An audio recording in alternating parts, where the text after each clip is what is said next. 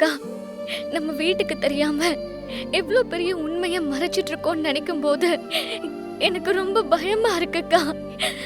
ஹாஸ்பிட்டல்ல அந்த ஸ்கேன் மிஷின்ல குழந்தையோட அசைவு, அதோட இதய துடிப்பெல்லாம் கேட்டதுல இருந்து மனசெல்லாம் ஏதோ பண்ணுதுக்கா. வர்ஷினி, இந்த மாதிரி நேரத்துல நீ இப்படி தேவையில்லாம பயப்படவே கூடாது.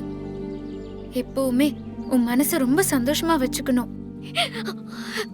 நீ மட்டும் பயந்தன்னு வச்சுக்கோ, அதுக்கப்புறம் வயித்துல இருக்கிற குழந்தையையும் அது ரொம்ப பாதிக்கும். உனக்கு புரியுதா? என்னக்கா நான் என்ன சொல்றேன், நீ என்ன சொல்லிட்டு இருக்க? இங்க பாரு, உன் பயம் எனக்கு நல்லாவே புரியுது. ஆனா இப்போ நீ பயந்தா மட்டும் எல்லாம் சரியா இருப்போதா சொல்லு? நான் யாருக்கும் பயப்பட கூடாதுன்னு தான்க்கா நினைக்கிறேன். ஆனா நான் கன்சீவா இருக்கிற விஷயம் அத்தைக்கு மட்டும் தெரிஞ்சா என் நிலைமை என்ன ஆகும்னு யோசிச்சு பார்க்கவே முடியல. வர்ஷினி, இங்க பாரு, நான் சொல்றத நல்லா கேட்டுக்கோ. நம்ம அசோக்குக்கு மட்டும் கண் பார்வை திரும்ப வந்துருச்சுன்னா கண்டிப்பா ஸ்ரீஜாவை பத்தின அத்தனை உண்மையும் வெளியே வந்துரும். அசோக் உண்மைய சொன்னதும் அத்தை அவளை அந்த வீட்டை விட்டு கழுத்தை பிடிச்சு வெளியே தள்ளிடுவாங்க. என்ன வர்ஷினி, நான் சொல்றது உன்னால நம்ப முடியலையா? நீ என்ன நம்புறல்ல? இங்க பாரு, கண்டிப்பா நான் சொன்னது நடக்கும். அந்த ஸ்ரீஜா மட்டும் நம்ம வீட்டை விட்டு வெளியே போயிட்டா உன்னோட விஷயத்த நம்ம ஈஸியா அத்தை கிட்ட பேசிடலாம். அது வரைக்கும் கொஞ்சம் அமைதியா தான் இருக்கணும் வர்ஷினி, ப்ளீஸ். அக்கா, நீதாக்கா எல்லா பக்கமும் இருந்து கஷ்டப்படுற. இங்க பாரு, இதெல்லாம் ஒரு கஷ்டமா? நீ ஆசைப்பட்ட மாதிரி ராகவோட சேர்ந்து வாழணும். அத்தையும் உன்னை மனசார ஏத்துக்கிட்டு நம்ம வீட்ல நீ ராணி மாதிரி இருக்கணும். அதுதான் என்னோட ஆசையே. அதுக்காக தான் நான் இவ்ளோ தூரம் பிளான் பண்றேன்.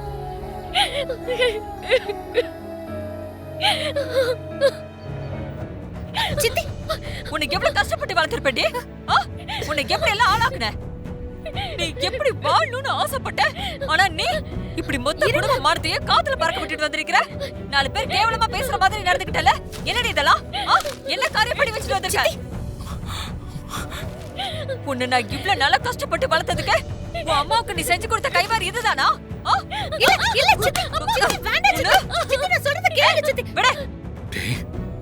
இதுக்கு மேல உண்மையை மறைக்க வேண்டாம்டா. வர்ஷினி வயித்துல என் குழந்தை தான் வளருதுன்னு நான் சொல்லிடுறேன்.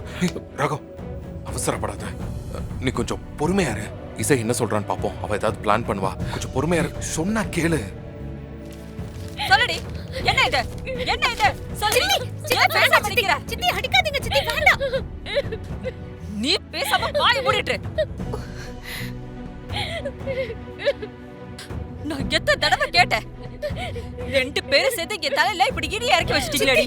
இல்ல சித்தி, உன் தங்கச்சி கல்யாணத்துக்கு முன்னாடியே இப்படி வயித்துல வாங்கிட்டு வந்து நிக்கிறா. இதெல்லாம் பார்த்துட்டு நான் சும்மா இருக்கணுமா? சித்தி இல்ல சித்தி, அப்படியெல்லாம் ஒண்ணும் இல்ல சித்தி.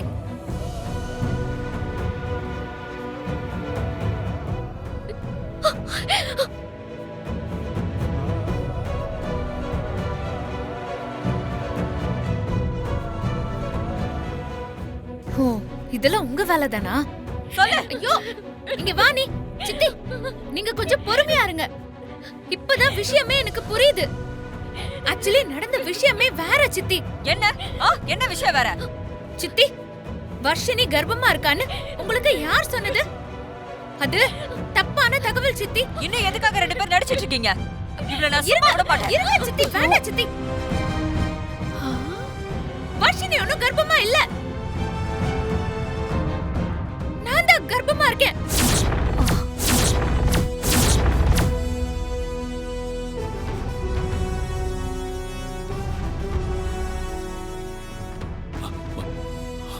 இசை கர்ப்பமா? இசை?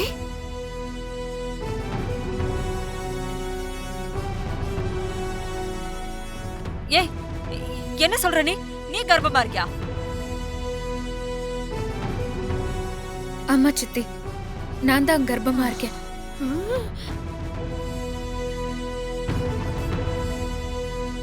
என்னோட பிரெக்னன்சியை செக் பண்றதுக்காக தான் நான் இன்னைக்கு ஹாஸ்பிடலுக்கு போனேன். எனக்கு தனியா போறதுக்கு ஒரு மாதிரியா இருந்ததுனால தான் வர்ஷினியை நான் துணைக்கு கூட்டிட்டு போனேன்.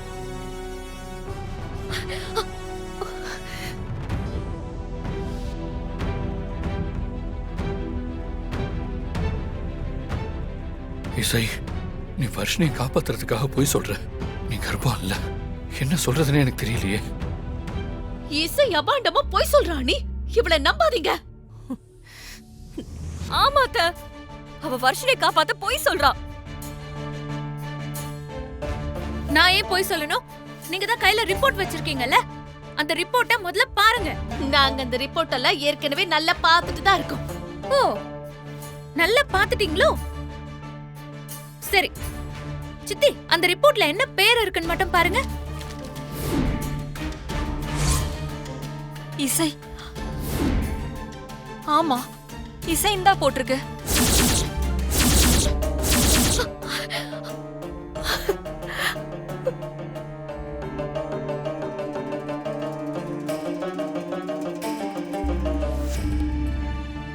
அம்மா, இசையா?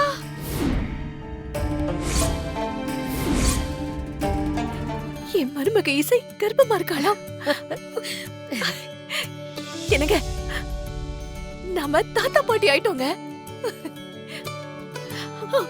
ஐயோ அண்ணி, இவ போய் சொல்றா. நீ இவள நம்பாதீங்க. வாயை மூடி சிந்தாமணி.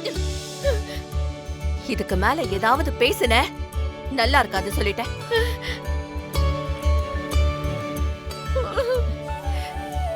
இசை, இந்த நல்ல விஷயத்தை ஏமா என்கிட்ட முன்னாடியே சொல்லல? ஏன் இவ்வளவு நாள் எங்ககிட்ட மறைச்ச? அது வந்து அத்தை, எனக்கு அடிக்கடி ஒரு மாதிரி வாமிட் வந்துட்டே இருந்துச்சா, கன்ஃபார்ம் பண்ணிக்காம வீட்ல யார்கிட்டயும் சொல்ல வேண்டான்னு நான் தான் முடிவு பண்ணேன். வா உட்காரு, வா. ஸ்வீட்டா? உட்காருமா. பாத்துமா. முதல்ல இந்த ஸ்வீட்டை சாப்பிடு. சாப்பிடுமா. இந்தா. ஆ.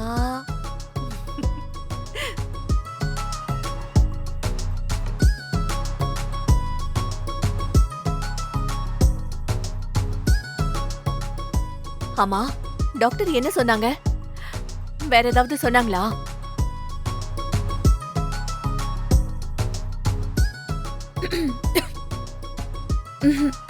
ஒன்னும் சொல்லல அத்தை, ஜஸ்ட் ரெஸ்ட் எடுக்க சொன்னாங்க, அவ்வளவுதான். அப்படின்னா இனி நீ எந்த வேலையும் செய்யக்கூடாது. நல்லா ரெஸ்ட் எடுக்கணும். சரி வர்ஷினி,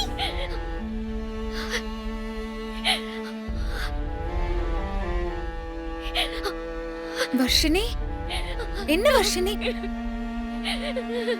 வர்ஷினி, என்ன என்ன வர்ஷினி, ஏன் அழற?